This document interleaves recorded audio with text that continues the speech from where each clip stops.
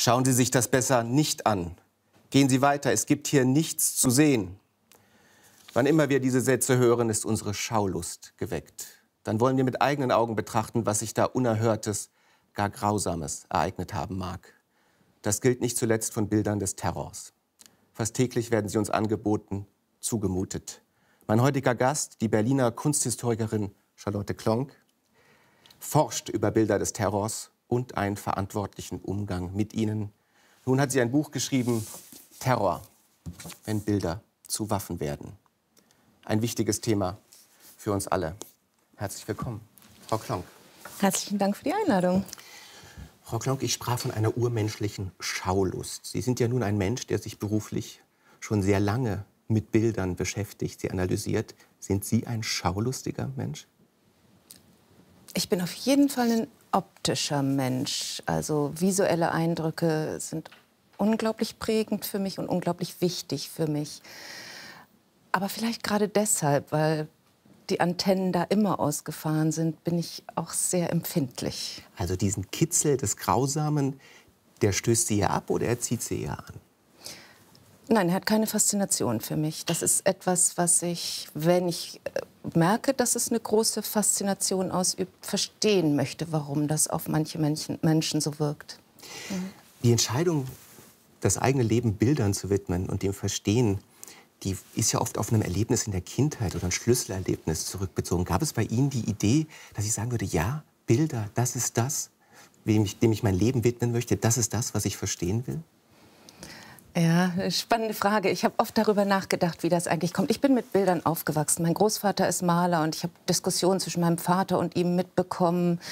Ich bin in Kassel groß geworden. Da gibt es eine wunderbare alte Meistersammlung. Auch das 19. Jahrhundert habe ich später durch die Direktorin sehr gut kennengelernt. Und dann natürlich alle 4, 5 Jahre die Dokumenta.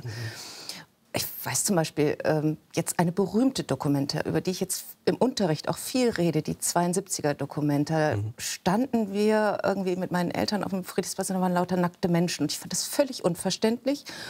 Und irgendwie konnten mir zu diesem Zeitpunkt meine Eltern, die das sehr spannend fanden, auch nicht gut erklären. Das heißt, eigentlich sind Bilder immer das gewesen, was niemand mir so richtig erklären konnte, was unverständlich blieb. Ich habe angefangen, das zu studieren und erst sehr viel später begriffen, dass das eigentlich auch die Kraft der Bilder ist. Dieses Nicht-Verstehen, das Unerhörte und teilweise auch Verstörende an Bildern. Das sind ja auch die Bilder, denen Sie Ihre letzten Forschungsjahre gewidmet haben. Bilder des Terrors, die uns verstören, die uns anziehen, die uns selbst erschrecken. Würden Sie denn sagen, dass Bilder des Schreckens, wie es Terrorbilder sind, diesen Schrecken auch immer an den Betrachter weitergeben? Also immer.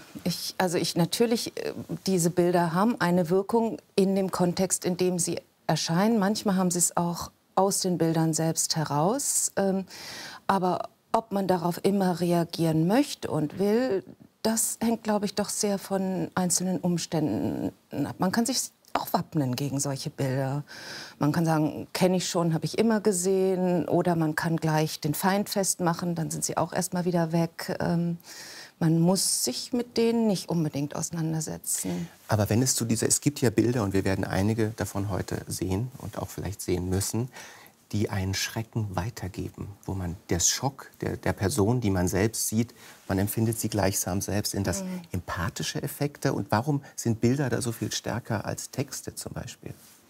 Ja, das ist eine interessante, haben Sie auch völlig recht. Das ist eine ganz interessante Frage. Wir erleben uns körperlicher in der Empfindung von Bildern und daher spüren wir den abgebildeten Körper im eigenen Körper klarer als in Texten. Und das macht, glaube ich, die Wirkung aus. Also da gibt es natürlich mittlerweile ganz gute Forschung zu und das kann man so festhalten. Und wir reagieren affektiver auf Bilder, als wir es auf Sprache, also nicht alle und man kann es gibt wieder andere Fälle, aber doch in der Regel, ja.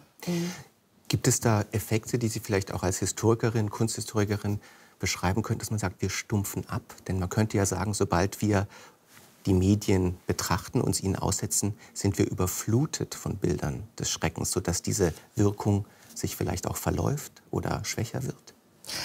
Ja, auch dazu gibt es natürlich Forschung, nicht von mir, sondern von Medienwissenschaftlern. Das Phänomen der Abstumpfung und Überflutung zu viel des gleichen Bildes, die gibt es ganz bestimmt. Auf der anderen Seite wird die natürlich immer wieder durchbrochen, wenn es um Ereignisse geht, die dann doch sehr nah an die eigene Lebenswirklichkeit heranrücken. Also ist die Nähe zu der eigenen Lebenswirklichkeit, die Frage, hätte das auch ich sein können, ein wichtiger Aspekt bei der Frage, wie uns Bilder betreffen? Ich glaube, da haben Sie völlig recht, ja. Es gibt ja nun eine sehr klassische Darstellung des Schreckens von einer Person, die von diesem Schrecken auch betroffen war, denn der Schrecken fand in ihrem Land statt.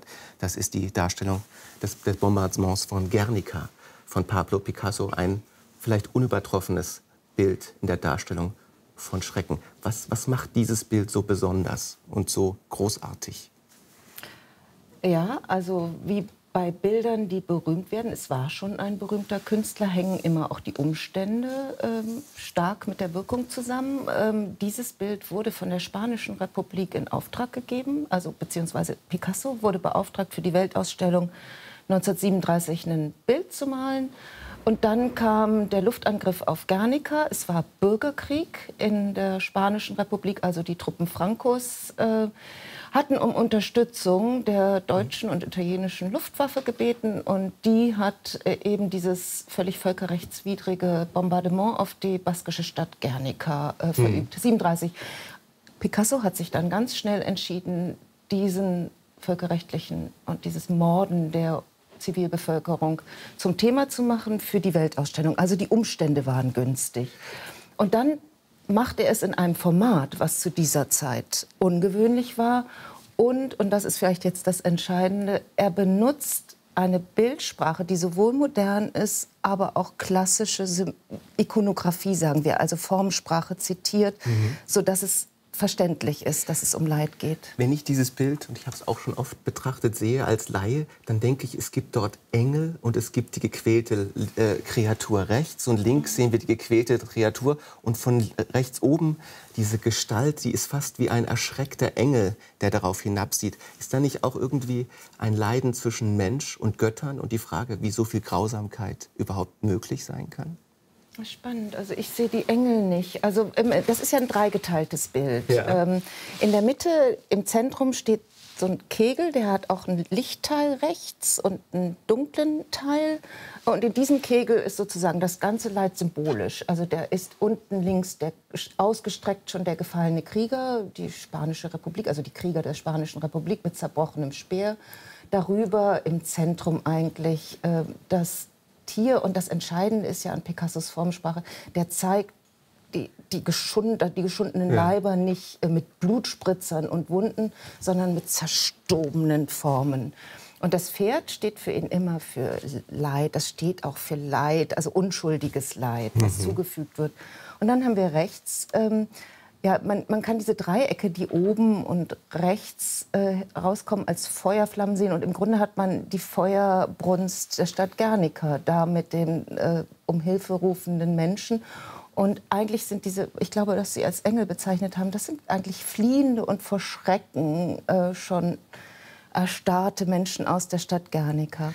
Und ganz links noch ist, und da eben wieder ganz klassisch, es ist eigentlich ein Triptychon, klassische Einteilung, haben wir das Jammer um den Verlust und die Verlorenen in Form ganz klassisch einer, wir sagen Pietà, also Maria mit dem Jesuskind, die Mutter, die ihr Kind hält. Und das ist wahrscheinlich auch das größte Leid, was man sich vorstellen kann, ein totes Kind. Was Sie jetzt schon hier so ganz faszinierend verkörpern und auch erklären, ist ja, dass Bilder unglaublich komplex sind. Wir könnten wahrscheinlich jetzt noch eine Stunde oder 4 Stunden über dieses Bild sprechen. Sie sind mindestens so komplex wie Texte. Unsere Kinder werden in der Schule unterrichtet, Texte zu verstehen, Texte zu deuten, zu interpretieren. Sie werden kaum darin unterrichtet, Bilder zu verstehen und zu interpretieren. Es gibt eine Riesenunwucht in unserer Kultur zwischen Text verstehen, wie wir das lernen, und Bild verstehen. Warum ist das eigentlich so? Ja, es ist erstaunlich, ne? Weil Bilder mehr denn je so eine große Rolle in unserem Leben spielen. kann Ihnen das nicht erklären. Ich kann nur sagen, dass es jemandem wie mir natürlich sehr am Herzen liegt, dass das Bildverständnis ich glaube, dass das Bildverständnis wesentlich weniger ausgeprägt ist als das Textverständnis. Texten begegnen Menschen viel kritischer, viel reflektierter. Bilder, gerade Fotos von Zeitgeschehen, scheinen immer unmittelbar Auskunft zu geben über das, was sie darstellen. Ist es die Idee, dass ein Bild in einem unmittelbaren Zusammenhang mit seinem Gegenstand steht? Weil das ist ja bei den meisten Bildern gar nicht der Fall. Jedes Bild ist ja etwas anderes als das, was es darstellt. Sonst ist es kein Bild. Und doch haben die Menschen die Idee, dass da eine unmittelbare Beziehung besteht. Ja. Genau. Und da fragt man sich natürlich, wieso die unmittelbarer ist. Da ist auch eine Kamera dazwischen, also bei Fotografien eine Kamera dazwischen geschaltet. Wenn man einen Augenzeugenbericht hat, wäre der Computer, also der Stift oder eben das Tippen, das Tastboard dazwischen geschaltet. Ja. Es gibt natürlich mit der Kamera und dem Foto, aber auch da ist es selektierend. Aber jedem Augenzeugenbericht treten die Leute schon von vornherein kritischer entgegen als einem selektierenden, auswählenden Foto. Wir sind ja heute in einer Kultur und werden in ihr groß, die visueller ist denn je. Denken Sie an die sozialen Netzwerke, an Instagram. Facebook trägt das Bild ja schon gleichsam im Namen. Dieses Versäumnis, unseren Kindern beizubringen, wie man Bilder versteht. Ich meine, Sie als Mensch, der ein aufklärendes Buch über Bilder geschrieben hat, bräuchte man da nicht eine gesellschaftliche Initiative, wo man sagt, wir müssen Bilderziehung ins Zentrum unserer pädagogischen Bemühungen stellen? Ja, ich glaube, das tun das tun wir Kunsthistoriker ganz sicher und das tun auch viele Kollegen. Und ich glaube auch, dass es in der Schule angekommen ist. Also ich denke, also ich erinnere mich sogar, dass ich mal Kurse im Deutschunterricht hatte, wo man sich Kommunikationsstrategien von Bildern in der Werbung angeguckt hat. Also ich glaube, so ganz... Analphabeten sind wir da auch nicht, meinen Sie? Nun gibt es eine Form von Bildern, in denen diese Unmittelbarkeit zwischen Gegenstand und Abbildung besonders stark ist. Das sind die Fotografien. Die haben den stärksten Unmittelbarkeitseindruck. Und diese Fotografien sind natürlich auch für das, worüber wir heute sprechen wollen, am wichtigsten, nämlich Terrordarstellungen. Ist es eigentlich ein Zufall, dass das Zeitalter der Fotografie Ende des 19. Jahrhunderts mit dem Zeitalter des modernen Terrors fast gleichzeitig beginnt? Ja, aber also da sind Überschneidungen, weil die modernen Technologien unglaublich wichtig sind für die Entwicklung des modernen Terrors. Also die Entwicklung der Eisenbahn, das Telegrafennetz. Das ist wichtig, wenn man eine im Untergrund agierende Gruppe ist, die irgendwie sich organisieren muss und nicht entdeckt werden kann. Dann muss man schnell über Ländergrenzen kommen, dann muss man kommunizieren können. Aber das Spannende, als ich mir das mal genauer angeguckt habe, wie sich das eigentlich verhält mit den Bildern des Terrors seit Beginn, wurde deutlich, es fängt sogar noch vor der Fotografie an. Eigentlich fängt es an in dem Augenblick, wo die Zeitungen illustriert werden. Und das ist erst ab Mitte des 19. Jahrhunderts, das vergessen wir oft. Also es hängt doch mit bildlicher Darstellbarkeit in Massenmedien zusammen. Genau, aber das sind am Anfang bis zum Ende des 19. Jahrhunderts Stahlstiche, Holzstiche. Das klingt komisch, aber das ist eine bestimmte Technik, aber noch keine Fotografien. Das dauerte eine Weile, bis die Fotografie umgesetzt werden konnte in die Drucke. Das Wesen des modernen Terrors, so wie Sie es beschreiben und auch darlegen, besteht ja nicht darin, dass die Tat selbst unbedingt Wirksamkeit erzeugen soll, sondern die Kommunikation der Tat soll den Effekt hervorrufen, nämlich den Schrecken in der Breite. Das heißt also, dass die Kommunikation der Tat das eigentliche Mittel des Terrorismus ist. Verstehe ich Sie da richtig? Ja, da bin ich nicht die Erste, die das sagt. Das ist seit geraumer Zeit so ein Diktum in der Forschung, in der Terrorforschung. Aber also, dass Terror eine Kommunikationsstrategie vor allem ist eigentlich schon deshalb klar, weil es eben eine militärisch unterlegene Gruppe ist, die das Gewaltmonopol des Staates herausfordert. Und wenn das der Fall ist, kommt man mit den Waffen ja sowieso nicht gegen die Macht, die man herausfordert, an. Also braucht man andere Mittel und Verstärker. Die Waffen bleiben natürlich, die Tötungsinstrumente sind die eigentlichen Waffen. Aber die entscheidenden Mittel, das sind schon die Bilder. Und das wird in der Forschung gesagt, aber ich wollte es mir mal genauer angucken, was das eigentlich für die Strategie bedeutet. Wie wird darauf reagiert? Gibt es Entwicklungen? Und man könnte doch dann auch sagen, und das bringt uns ja in die Ethik der Darstellung sofort rein, ein Terroranschlag, von dem es keine Bilder gibt, der nicht kommentierbar ist, der hat sein Ziel schon verfehlt. Nein, das kann man so nicht sagen. Es gibt manchmal Ziele, da geht es um ein direktes Ziel und es geht nicht um die Verbreitung in den Medien, also nicht um das Erzeugen von Angst und Schrecken in der Bevölkerung. Das gibt es immer noch und gab es auch. Beim Tyrannenmord beispielsweise. Und jemand wie ich, der sich natürlich nur auf die Bilder konzentriert, der nimmt diese Anschläge nicht mehr wahr. Das muss man auch sagen. Das ist dann sozusagen ein blinder Fleck. Ja. Aber die Mehrzahl der Terrortaten im 20. Jahrhundert, die zielen schon darauf, die Bevölkerung des Staates, den man destabilisieren möchte, irgendwie zu verunsichern, um über diese Verunsicherung dann entsprechende Repressionsmaßnahmen der Staaten zu bewirken, die dann wiederum zu Aufständen führen und so das ganze System irgendwie zum Kollaps zu bringen. Dass der Schrecken viral wird, gleichsam. Eine wichtige Spannung, um die Ihr Buch kreist und die Sie besprechen, ist die zwischen 3 Punkten in der Terrordarstellung. Einmal gibt es eine Informationspflicht und ein Aufklärungsinteresse. Das andere Mal gibt es einen Persönlichkeitsschutz in der Darstellung sowohl der Opfer als auch der Täter. Und der dritte Punkt ist, so wie ich es verstanden habe, die Propagandawirkung als intendierte Wirkung der Täter. Und immer wenn ein Terroranschlag passiert, stehen wir in dieser Spannung zwischen Information, Persönlichkeitsschutz und Propagandawirkung. Ist das das Dreieck, das uns heute bedingt? Ja, also ich meine, und kein Element kann hier in besonderer Weise unter den Tisch fallen oder betont werden. Die sind wirklich, das haben Sie wunderbar skizziert, das ist wirklich das Spannungsverhältnis, in dem wir uns bewegen und was wir immer wieder neu austarieren müssen. Denn es steht ja außer Frage, dass sobald ein Anschlag in unserem Umfeld passiert oder in einem Umfeld, wo wir uns vorstellen könnten, dass wir da hätten auch gerade sein können, dann wollen wir wissen, ich glaube, das ist ganz normal, dann wollen wir wissen, was ist da passiert, hätte mich das betreffen können, wie hätte ich mich sichern können. Das sind so ganz, ganz normale und ich finde auch ganz rationale Bedürfnisse und Bilder vermitteln das ja ganz gut. Und es ist natürlich ein Dilemma, in dem wir uns alle als desorientiert oder zumindest als herausgefordert erfahren. Machen wir doch mal die Probe aufs Exempel. Ein extremes Beispiel. Trotzdem wollen wir darüber reden. Es ist die Fotografie des Gefangenen James Foley, der nach 2-jähriger Gefangenschaft 2014 vom IS ermordet wurde. Dieses Bild hier ist Teil eines Videos, das dann zeigt, wie Herr Foley tatsächlich rituell enthauptet wird. Ist hier diese Spannung für Sie noch gewahrt? Ist hier noch eine Informationspflicht? Wie steht es um die Persönlichkeitsrechte und den Propagandazweck? Ein guter Punkt. Also hier ist es natürlich, hier ist der Fall, das sind, und da glaube ich, ist dieses Dreieck der Spannung, das Sie skizziert haben, auch nicht mehr tragfähig. Weil das ist ja im Unterschied zu Bildern, die in den Medien erscheinen, ein Bild, was komplett vom IS generiert ist. Und an der Stelle, glaube ich, kommen andere Fragen zum Tragen.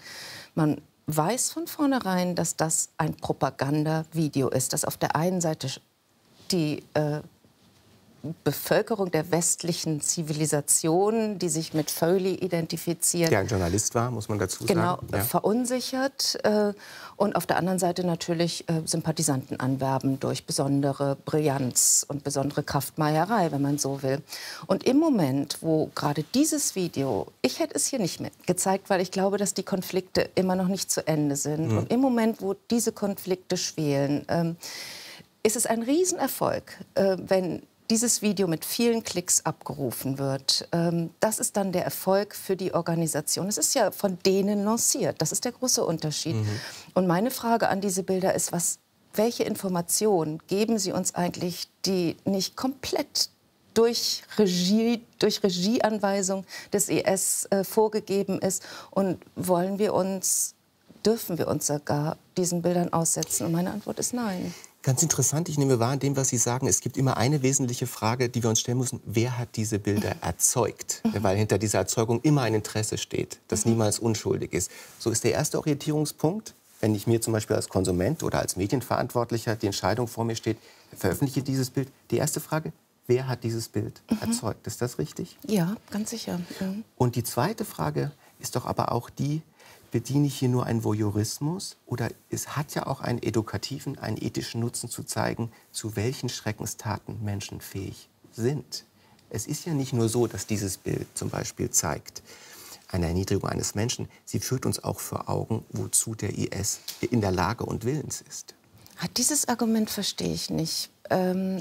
Ich meine, es reicht ja zu wissen, es passiert ja auch nicht wesentlich mehr in diesem Film, als zu wissen, dass ein orange gekleideter Mann kniend in der weiten Wüstenlandschaft vor blauem Himmel gezeigt wird, dahinter ein schwarzer Mörder mit Messer in der Hand, der ihn dann nach Zitieren des Korans und Rechtfertigungen in Englisch, das ist für die Sicherheitsdienste interessant, wer ist der Täter, aber nicht für uns, dann enthaupten wird. Und dann hört man irgendwann, dass die Enthauptung selbst im Film nicht gezeigt wird. Was kann uns dieser Film eigentlich noch mehr erzählen als das, was ich jetzt skizziert habe? Das kann man skizzieren. Muss man diesen Film sich dann noch angucken?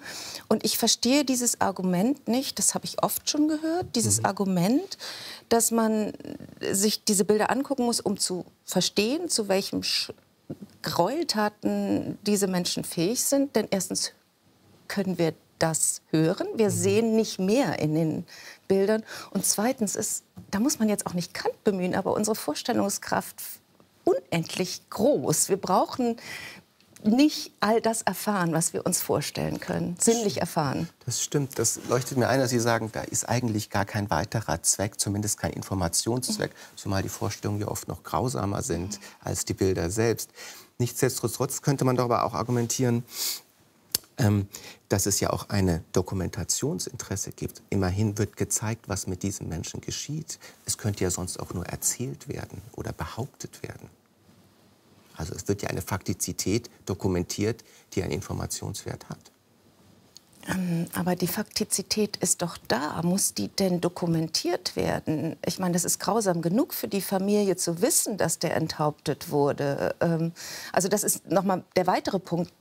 Was passiert eigentlich, wenn wir über diese Bilder reden, als wären diese Menschen keine Menschen mit Familien, geliebten Freunden, die auch mit diesen Bildern leben müssen? Das glaube ich erst, wenn ich sehe.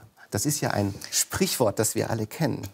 Na gut, aber das ist ja eine interessante Behauptung im Zusammenhang mit hoch durchinszenierten Bildern. Denn man kann alles inszenieren. Es ist schon interessant, weil ich merke, wie im Gespräch sich meine eigene Wahrnehmung und mein eigenes Beurteilen verschiebt durch Ihre Argumente. Würden Sie denn so weit gehen, wenn man den Punkt macht, und den machen Sie im Buch, das Entscheidende an diesen Taten sind jetzt nicht die Taten, sondern die Bilder, die darüber zirkulieren, dass die Menschen, die sich solche Bilder und vielleicht auch Videos, Snuff-Videos im Netz anschauen, Teil der Mittäterschaft sind, eine Verantwortung für die Tat selbst mittragen?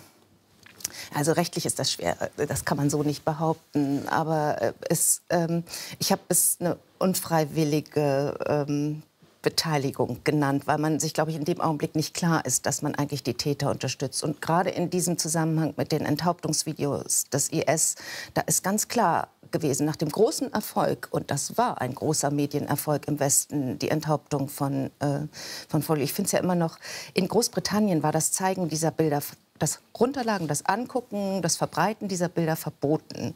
Und trotzdem haben es mehrere Millionen Menschen gesehen. Sie sagen 2% der Bevölkerung, glaube ich, im Buch haben sich... Obwohl es eine verbotene Handlung war. Ich meine, da merkt man, wie Verbote hier überhaupt nicht greifen und wie sinnlos das ist. Und gerade anheizen und dann noch mehr zum Erfolg der Täter beitragen.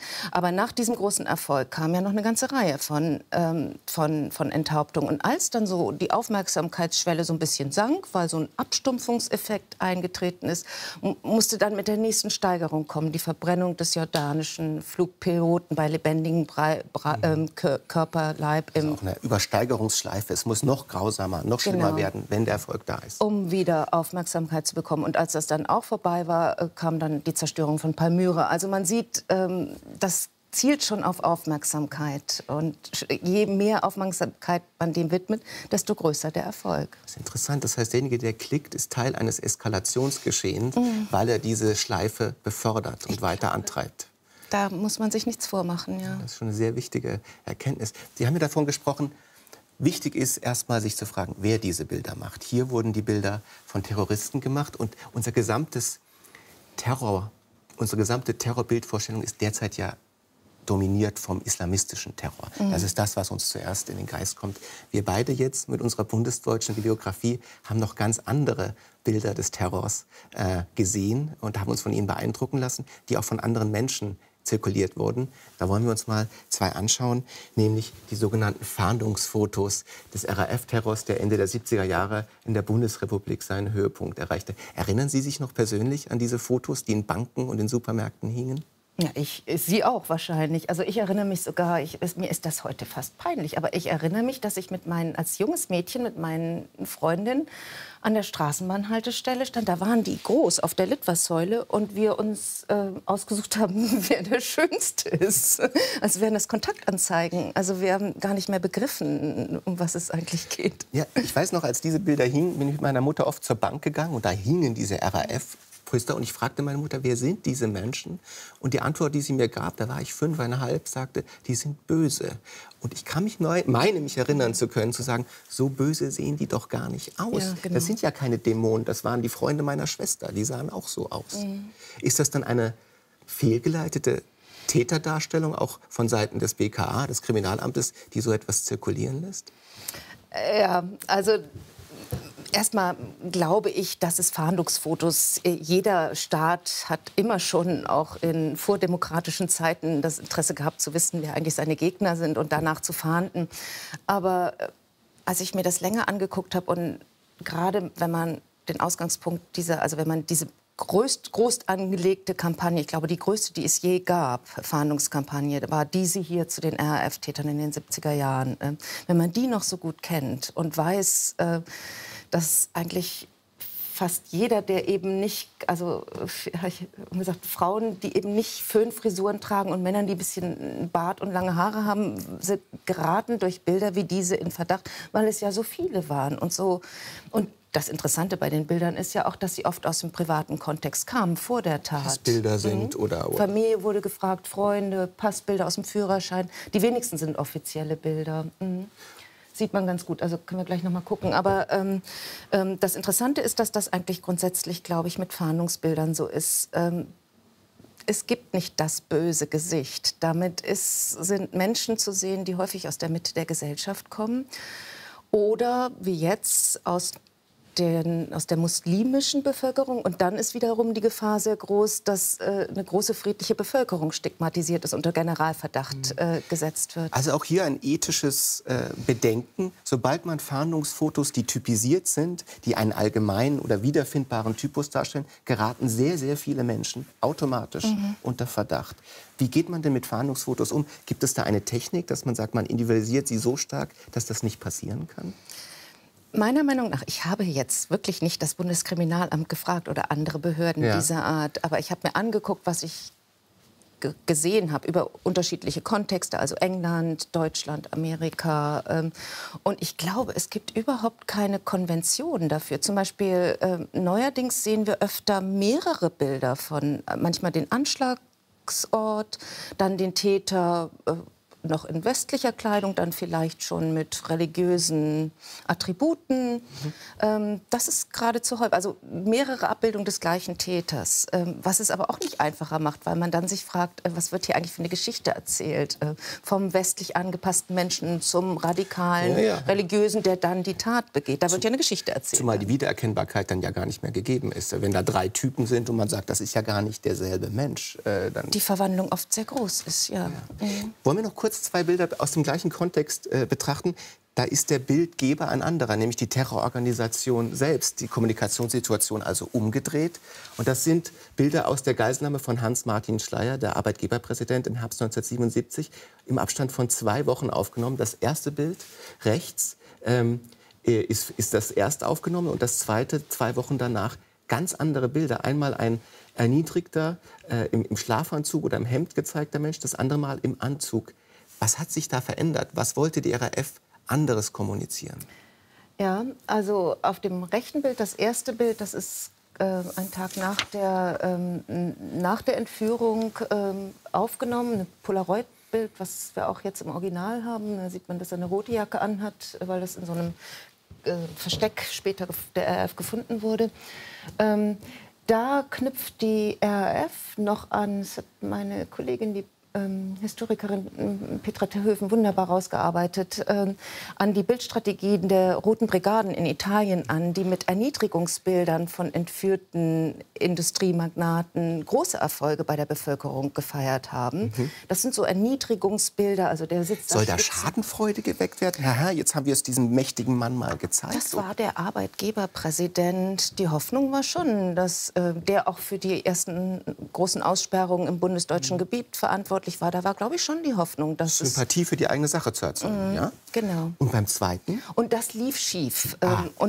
Aus verschiedenen Gründen, weil nämlich einmalig in der Geschichte und auch sehr umstritten die Bundesregierung mit dem Deutschen Presseverband eine Nachrichtensperre vereinbart hat, an die sich mehr oder weniger gehalten wurde. Das ist ja eine freiwillige Vereinbarung. Als das Bild dann aber doch übers Ausland erst, glaube ich, und dann aber auch in der Bild-Zeitung an die Öffentlichkeit kam, war der Aufschrei riesig. Also es gab überhaupt keine Sympathiebekundgebung, sondern eine große Welle von Mitleid für einen Menschen, der so dargestellt ist. Und daraufhin, und das ist das Spannende, hat die RAF ihre Strategie geändert. Und er erscheint in den weiteren Bildern im Anzug, gekämmt, gefasst.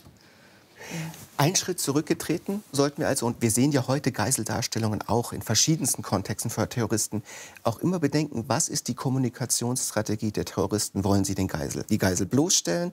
Wollen sie sie als einen von uns darstellen? Oder wollen sie als vielleicht auch Objekt der absoluten Macht? Weil diese 31 Tage auf diesem Plakat sagen ja auch, so lange können wir ihn halten und ihr findet uns nicht. Also Dinge, die man sich ja gar nicht bewusst macht, so als Nachrichtenkonsument. Alles sehr kalkuliert, alles mit einer Strategie dahinter. Ja, ich glaube, die Strategie hier ist im Moment entwickelt worden von der RAF in der Reaktion. Aber so ist es ja, wie im Krieg. Waffen produzieren unvorhersehene Gegner, da muss die Strategie geändert werden. Das haben die gemacht. Das Entscheidende, was ich hier, glaube ich, noch mal betonen möchte, ist der Unterschied zwischen diesen Geiselnahmebildern und zum Beispiel den Enthauptungsbildern. Das sind ja auch Geiselnahmen. Ja. James Foley war ein Entführter. In der großen Anzahl der Geiselnahmen in der zweiten Hälfte des 20. Jahrhunderts gibt es einen merkwürdigen Pakt, auch nicht sehr komfortablen, zwischen Entführten und Entführern. Das heißt, die Entführten wissen, dass wenn die Bilder in Umlauf geraten, das ist noch eine Hoffnung, dass vielleicht sie doch noch freigekauft, freigehandelt, nicht aufgegeben werden, dass man sich an sie noch erinnert. Die Geiselnahmen, die langen Geiselnahmen im Libanon, da waren die Leute zum Teil 5 Jahre verschwunden. Da waren das lebenserhaltende Maßnahmen, diese Bilder auch für die Familien, die gebangt haben. Der große Unterschied zu den Enthauptungsvideos, die im Grunde al-Zarqawi 2004 im Irak begonnen hat, ist, dass dieser merkwürdige Pakt aufgegeben ist. Es geht nicht mehr um Handel und Verhandlung, sondern es geht wirklich um die Tötung. Und die Tötung passiert, damit die Bilder in Umlauf geraten können. Das ist hier anders. Eine ganz entscheidende Verschiebung in der Kommunikationslogik und auch in dem Ziel, mit dem Geisel genommen werden, wenn ich Sie richtig verstehe. Eines der interessantesten Ergebnisse für mich als Leser Ihres Buches ist, dass Sie sagen, es gibt ein extrem stabiles Muster über alle Medienrevolutionen hinweg, wie wir mit Terrorakten umgehen. Und wenn ich es richtig verstanden habe, ist das ein Dreierschritt. Erstmal wird der Akt dokumentiert, dann wird eine Kontrollillusion oder ein Kontrollbild gezeigt, dass man mit dem Akt umgehen kann. Und das Dritte ist, es wird ein Täter präsentiert, der dann auch gewisse Rachegelüste oder zumindest Erwartungen weckt. Ist das der Dreischritt, der immer noch passiert? Erstmal das Attentat zeigen, dann die Kontrollsituation zeigen und dann den Täter zeigen? Ja, das ist das eigentlich Frustrierende gewesen für mich am Anfang. Ich habe ja angefangen, mir mal die Bilder aus der Tiefe der Geschichte anzugucken, also vom späten 19. Jahrhundert an bis in die Gegenwart und dachte, wie man das so macht als Kunsthistorikerin. Da sehe ich eine Entwicklung, da verändert sich was. Das wird interessant, die Veränderung, den Wandel darzustellen. Und da gab es keinen Wandel, da gibt es keine. Gleich von Anfang an im 19. Jahrhundert gibt es das, was ich ein Bildmuster nenne. Dieses Bildmuster besteht darin, dass es zunächst eben Bilder vom Anschlagort gibt und da ist auch wirklich das Bedürfnis deutlich noch zu spüren, so nah wie es geht, an den Tatort heranzukommen. Und dann kommt aber gleich schon, und vielleicht ist das ganz natürlich, die erste Distanzierungsstrategie.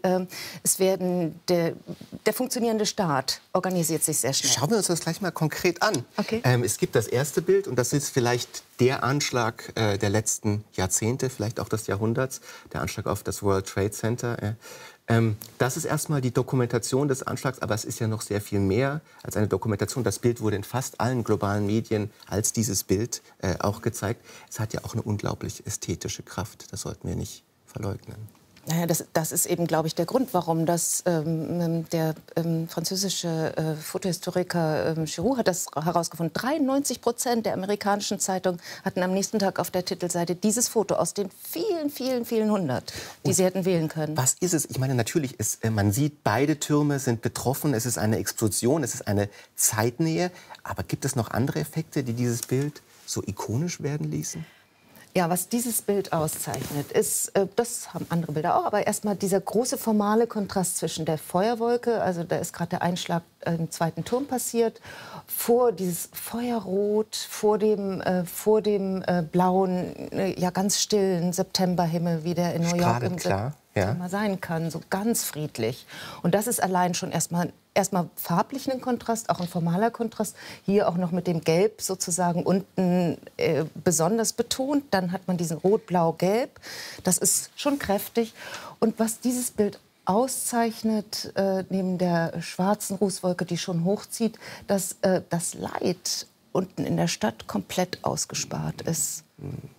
Das macht es so enorm mächtig. Man sieht noch niemanden, der betroffen wäre.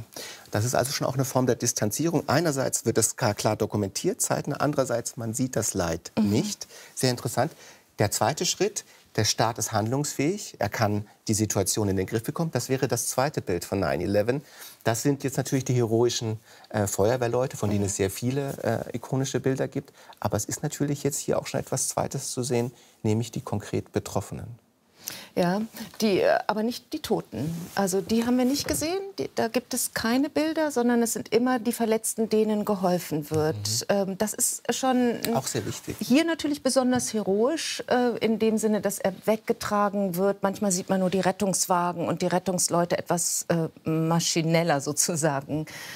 Hier aber das Kümmern, man ist nicht allein gelassen. Das heißt, da ist auch schon Trost drin in dem Leid hier.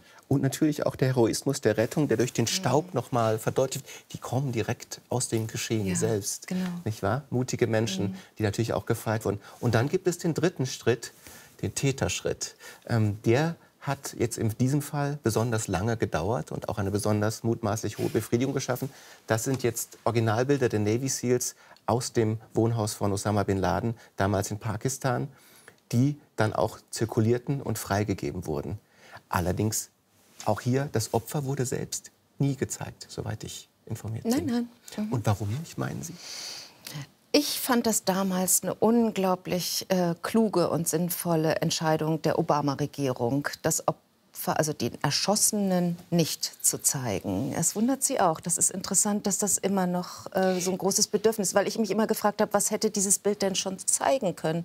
Ein erschossener, gewaltsam zu Tode gekommener Mensch sieht aus wie ein gewaltsam zu Tode gekommener Mensch. Ich kann Ihnen, glaube ich, sagen, was meine Erwartung nährt, dass dieses Bild hätte gezeigt werden müssen. Und das ist das Hollywood-Skript, dass der Bösewicht umgebracht wird und dass man das auch zeigen muss. Ach, das heißt, der Geist der Rache muss zu sich kommen und der wird nur erfüllt, wenn man den Toten auch sieht.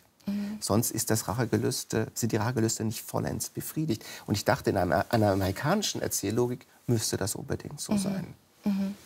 Ja, ganz wunderbar. Also würde ich genauso sagen. Da fehlte ein Ende einer Erzählung, die wir eigentlich erwartet haben. Und umso kontroverser war die Entscheidung der Obama-Regierung. Aber die Entscheidung, die Obama damals treffen musste, war, der gewaltsam erschossene Al-Zarqawi, Anführer von Al-Qaida im Irak, ist von der Militärregierung, der vom US-Militär in Bagdad bildlich vorgeführt worden, sogar mit Rahmen. Dieses Bild ist umgehend in den Märtyrerfundus von Al-Qaida gewandert. Das ist sehr interessant. Das heißt, in dem noch schwelenden großen Konflikt musste Obama sich entscheiden, den Rachegelüsten seiner seiner eigenen Gesellschaft Genüge zu tun oder dem Märtyrerkult Vorschub zu leisten. Also es war eine schwierige Entscheidung. Und er hat sich entschieden, das müssen wir nicht zeigen. Wir müssen nicht sozusagen triumphale Geste, wir haben ihn getötet. Das haben wir nicht nötig? Souveränität? Das ist Souveränität, finde ich aber auch richtig für einen Staat. Ja. Und zweitens eben nicht diesem Märtyrerkult Vorschub zu leisten. Trotzdem hat die... Und ich war eigentlich ganz begeistert, fand das wirklich eine kluge und souveräne Entscheidung. Und dann ist es leider doch nicht dabei geblieben. Die Obama-Regierung hat dann nämlich doch Bilder in Umlauf gebracht, die zwar nicht den toten Osama Bin Laden zeigen, aber den erniedrigten, nämlich auch Videomaterial, das die Navy Seals aus Abbottabad mitgenommen haben, was Osama Bin Laden von sich selber hat aufnehmen lassen, wo er als ergrauter, erschöpfter Mann in Pantoffeln, geschlagener Mantel, alter Mann. Genau. Gucken wir uns noch, und das ist für Sie, glaube ich, ein besonders wichtiges Bild gewesen, auch biografisch, noch ein drittes Täterbild an, das ganz windschief zu den beiden gezeigten bisher steht, nämlich das Bild von zwei Attentätern aus London aus dem Jahre 2005. Die haben nun weder etwas Dämonisches noch Heroisches, sondern das sind zwei Menschen, die aus dem Schlaf geweckt wurden und auch Angst haben. Ja, für mich ist das ein ausschlaggebendes Bild, warum ich mich dann systematisch dieser Forschung gewidmet habe. Und wahrscheinlich kennen Sie es nicht und Nein. die Zuschauer wahrscheinlich auch nicht. Sie lebten damals in England, sollte man dazu sagen. Genau, ich habe damals in England gelebt und ich glaube, da ist es aber auch nicht besonders bekannt. Es ist dann im Verfahren dieser beiden noch mal wieder aufgetaucht. Da kam es kurz in den Abendnachrichten. Was passiert ist, ist nach dem ersten geglückten Anschlag auf die Londoner U-Bahn 2005, gab es einen zweiten 14 Tage später, der gescheitert ist. Und diese Täter waren flüchtig. Und es hieß damals, dass ein flüchtiger Selbstmordattentäter muss die Tat wieder begehen, weil das Bekennervideo schon in Umlauf ist, was ihn sozusagen schon zum Status des Märtyrers erklärt. Das heißt, er muss sterben, er ist dem Tod geweiht. Das heißt, die müssen wieder zuschlagen. Und das waren diese Personen? Das waren diese Personen. Und ich war zu dieser Zeit, ich war in England, ich musste mit meiner Tochter nach London, meiner kleinen Tochter damals noch. Und für mich waren das Monster, die es auf das Leben meiner Tochter abgesehen haben. Also die waren in meinem Kopf gewachsen zu unendlichen Gräueltätern. Und dann, ich weiß noch genau, wo ich stand. Und als dieses Bild kurz in den Abendnachrichten kam, dass die in diesem West London Housing Estate festgenommen wurden. Und ich habe vor diesem Bild gestanden und gedacht, das kann es nicht sein. Ich hatte diese Monster und dann waren diese kleinen, irgendwie verunsicherten Jungen da auf dem Balkon, die offensichtlich gar nicht geplant hatten, wie es aussehen sollte, wenn sie festgenommen werden, wie es sein könnte, wenn sie entdeckt werden. Und dann sagt der eine, der Rechte, ja auch noch, I have rights too. Ich habe auch Rechte, ja. Aber es ist doch ganz interessant, es kennen ja zwei Reaktionen, vielleicht auch je nachdem, was für ein Mensch man ist, vorstellbar. Das eine sagt, das sind ja gar keine Monster, das sind Menschen wie du und ich. Man könnte sich aber auch vorstellen, dass jemand sagt, oh, selbst solche Menschen können so etwas tun. Ganz normal Menschen, sie sind überall. Selbst so eine Normalisierung kann ja auch eine größere Panik erzeugen. Nicht der dämonische Überverbrecher, sondern wir, Sie, ich, derjenige, der neben uns steht. Ja, da haben Sie sicher recht. Aber ich glaube, dass beides oft Hand in Hand geht. Eine Dämonisierung führt dann häufig zu einer großen Angst, dass jeder Mögliche in der Umgebung ja eventuell ein Täter sein könnte. Ich glaube, wenn man, wie ich, dann so einen Normalisierungsmoment hat. Also dieses Bild fällt wirklich aus allen Rahmen, aus allen Bildmustern heraus.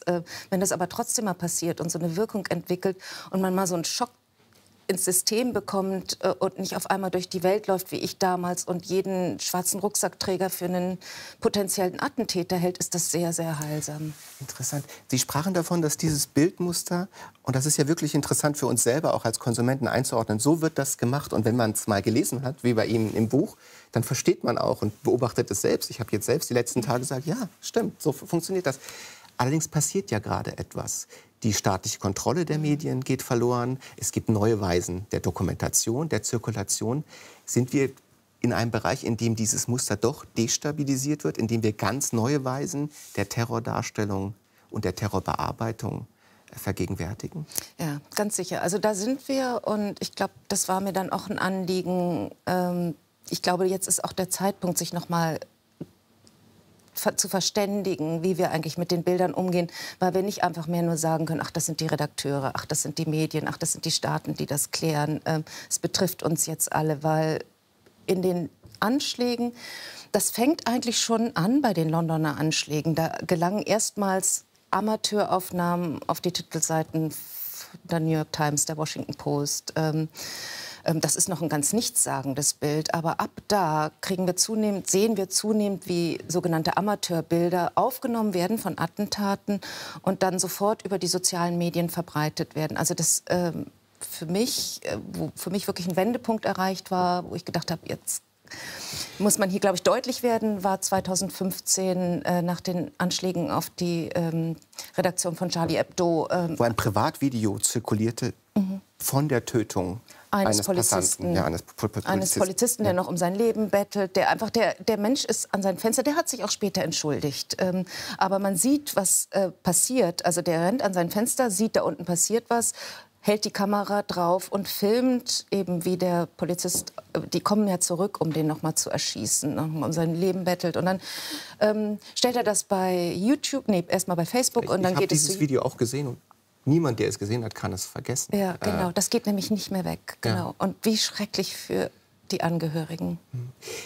Ein dunkler Gedanke, der aber sich in diesem Zusammenhang ja anbietet, wenn Sie sagen, der moderne Terror zeichnet sich dadurch aus, dass die Tat nicht das Entscheidende ist, sondern die Zirkulation. Und wir haben jetzt eine neue globale Plattform der Zirkulation. Dann müsste man ja daraus auch schließen, das sind sehr gute Zeiten für den Terror. Das sind geradezu ideale Wachstumsbedingungen für das, was den Terror antreibt. Ja, ich glaube, den Schluss kann man durchaus ziehen. Das sieht man zum Beispiel ja auch bei dem IS und seiner Medienstrategie, die auf alle Kanäle geht, also von einem Hochglanz-Internetmagazin über YouTube. Und immer wenn was geschlossen wird, dann öffnet sich was Neues und damit eine irrsinnige Ausbreitung gefunden hat. Das ist schon so, ja.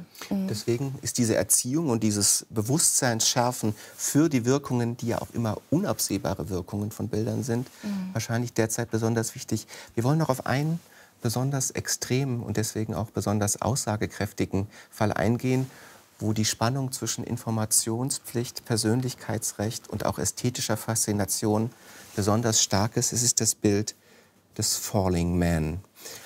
Das ist ein Bild von einer Person, die während des Anschlags, als Folge des Anschlags, aus dem Fenster des World Trade Centers sprang. Und es ist ein Bild, das auch in Ihrem Buch einen sehr großen Raum einnimmt.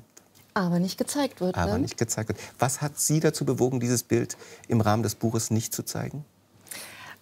Also, das ist ein Bild. Ich bin da ja sehr vorsichtig und versuche doch schon den Rahmen abzustecken von Bildern. Also ich finde eben so ein Video, wie das da nach Charlie Hebdo aufgenommen wurde, hätte nicht in Umlauf gebracht werden sollen. Bei diesem Bild, was ja auch ein Opfer zeigt, was nicht gefragt wurde, ob es so in seinem schrecklichsten Moment dargestellt werden möchte, und was ja auch Verwandte hat, kann man sagen, das ist doch sehr ähnlich. Warum? Aber hier ist für mich entscheidend, dass man das Opfer tatsächlich als Person nicht erkennt. Und dann macht dieses Bild etwas, was uns, glaube ich, in einer Weise noch mal nahe bringt. Und das ist auch wichtig, um genauso gut wie wir Distanzstrategien brauchen und wie wir uns politisch über die Motive der Taten verständigen müssen in einer Gesellschaft, auch wo man denen begegnen kann, wo die Grenzen sind, ist es, glaube ich, schon auch wichtig, sich doch auch an bestimmten Punkten das Leid, was wirklich durch die Taten hervorgehoben wird, zu vergegenwärtigen. Und wenn ich nun sage, aber die Opfer, ich möchte nie in so einem Moment abgelichtet werden und an einer anonymen, breiten Öffentlichkeit gezeigt werden. Wenn das sozusagen eine Grenzlinie ist, die man nicht überschreiten sollte. Als Menschenwürde, als absolute Grenze. Genau. Ja. Welche Bilder kann man dann zeigen, die Leid zeigen, sodass wir das doch verstehen? Wird hier getötet und es ist eben kein Hollywood-Film oder Videofilm, sondern es ist Realität. Und da meine ich, das kann man mit diesem Bild, weil es, ganz kurz, weil es ist ein wahnsinnig geglückter Moment. Der Fotograf hat natürlich mehrere Bilder aufgenommen mit seinem Zeitauslöser. Und dann wurde dieses ausgewählt. Hier steht er in der Luft. Der steht fast tänzerisch. Und auch noch dazu, die beiden Hochhäuser treffen da so aufeinander, dass die eine Hälfte etwas weiß und die andere fast schwarz wirkt. Dann gibt es so einen Schwarz-Weiß-Effekt. Und die Bänder geben natürlich den Fall vor. Obwohl er relativ steht, wissen wir, der fällt. Das heißt, das ist der Moment vor dem Tod. Das ist besonders ergreifend auch. Ja. Ich darf Ihnen eine kleine Geschichte erzählen. Ich war vor 3 Wochen im neuen World Center, dort, wo das World Trade Center stand, im 44. Stock und sah herunter. Und ich erinnerte mich tatsächlich an dieses Bild. Und wenn man an diesem 44. Stock, an diesem Ort jetzt steht, dann kann man auch erst ermessen, was für eine Verzweiflung darin gelegen haben mag, sich da rauszuspringen. Weil das ist wirklich unvorstellbar. Deswegen.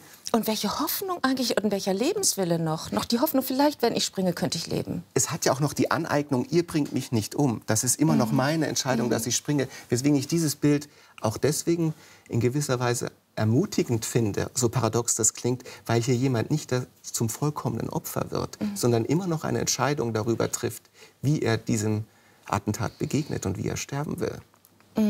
Also aus diesem Grunde finde ich dieses Bild auch wichtig. Nun ist es so, dass ich erstens erlebt habe, wenn ich zum Beispiel im Vorlesungssaal den Studierenden gezeigt habe, die sehr, sehr emotional reagiert haben. Also diese empathische Übertragung, von der wir am Anfang gesprochen haben, ist bei diesem Bild enorm stark.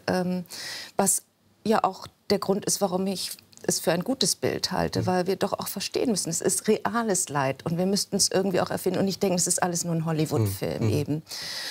Auf der anderen Seite ist sofort mit solchen wirkmächtigen Bildern passiert, dass oft eine Maschinerie losgegangen, die sich um die Identifizierung dieses Mannes bemüht hat.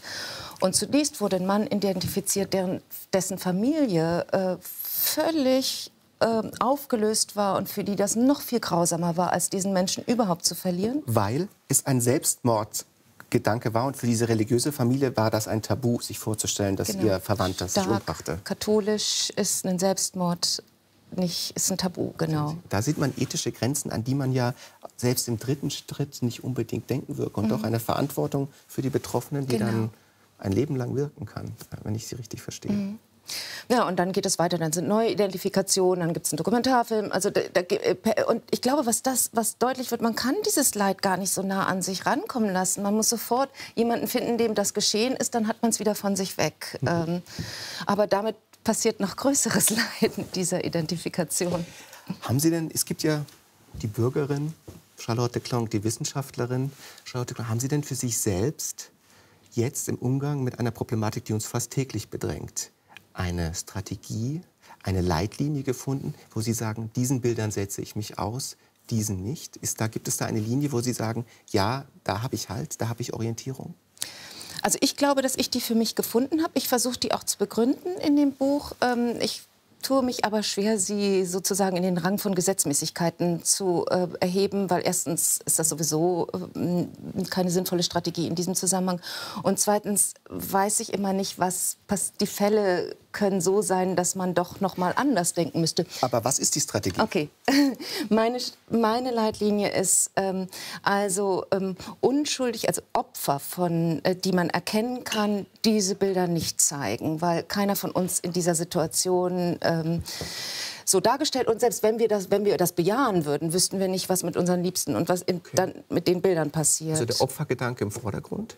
Und sich nicht, das ist das Zweite, zum Handlanger der Täter machen. Es gibt auch, wie beim Verlinken, Weiterleiten, Anschauen von diesen Propagandavideos des IS wäre das, dann würde man sich zum Handlanger machen. Und noch viel dramatischer, es gibt ja mittlerweile auch Videos von Amateuren, die von den Tätern aufgefordert worden sind, zu filmen und sie aufzunehmen. Also zuletzt, und das ist ein interessanter Fall, das World Press-Foto dieses Jahres, die Ermordung des russischen Botschafters in Ankara. Wie eine Kunstszene sieht das aus. Der Täter inszeniert sich, wissend, dass die Kameras da sind, und dann wird das auch noch ein World Press-Foto. Das ist interessant. Ich nehme für mich, neben vielem anderen mit, der Opfergedanke und damit die Würde, letztlich die Menschenwürde als absolute Linie des Bildkonsums. Und die zweite immer das Inszenierungsinteresse sodass wir uns doch überlegen müssen, ob wir als Betrachter immer auch zu Mittätern werden in solchen Zusammenhängen. Das sind sicher Probleme, die uns weiter begleiten würden.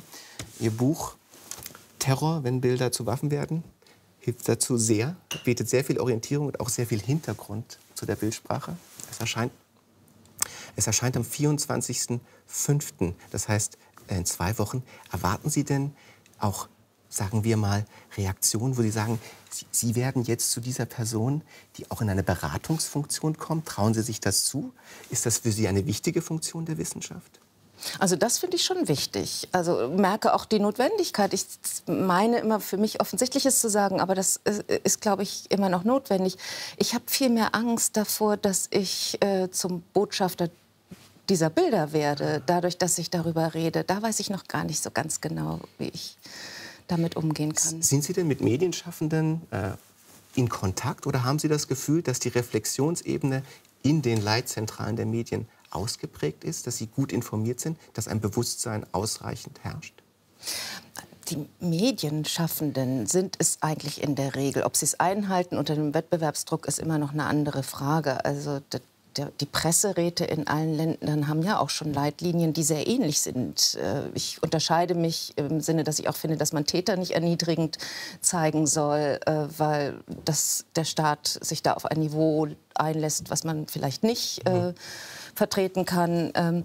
Aber im Grunde sind die Medien eigentlich doch, finde ich, ganz gut informiert. Das Entscheidende ist jetzt, dass es die sogenannten also wir alle. Der Bürgerjournalismus, genau, wie man ihn nennt, ja, da bringt uns in eine ganz neue Reflexionsnöte und auch Verantwortungen. Es gibt ein sehr schönes Bild, ein Sprachbild von Ludwig Wittgenstein, der sagt, ein Bild hält uns gefangen und das Ziel der Philosophie ist es, uns von den falschen Bildern zu befreien. Ihr Buch ist ein Beitrag, über falsche Bilder nachzudenken und damit auch Distanz und Verantwortung zu schaffen.